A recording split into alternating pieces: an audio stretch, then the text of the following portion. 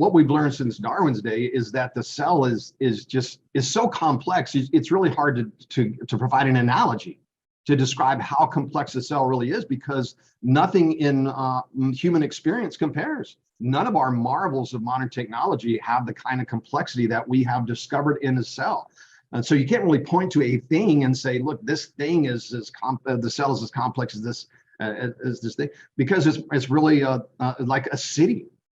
It's not just a thing that you can point to that you say the cell has a complexity. This thing is the complexity of an entire city. But that even really kind of pales in comparison as far as an analogy is concerned, because the cell, unlike a city, can copy itself, can make a copy of itself. Bacteria can reproduce every 20 minutes under optimum conditions. So you have something that's able to make a copy of itself, and more than that, it's able to move.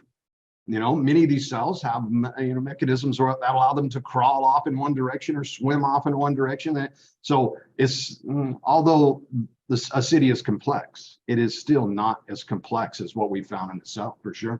But and it's strange. We've learned this, and scientists now understand that the cell is this complex. But why do they still hold on to their faith that something like this could form all on its own through purely natural processes? It's a dumbfounding at this point. You can kind of understand how someone back in Darwin's day, who didn't know of this complexity, could assume that something like a cell could form all by itself. But after learning about these molecular machines and these systems in cells, how can they at this point still hold on with faith to this theory that life, somehow a cell just magically formed all by itself through purely natural processes? I mean, it's a level of faith that I think is even greater than the faith that there is a God, because I mean there is evidence for God.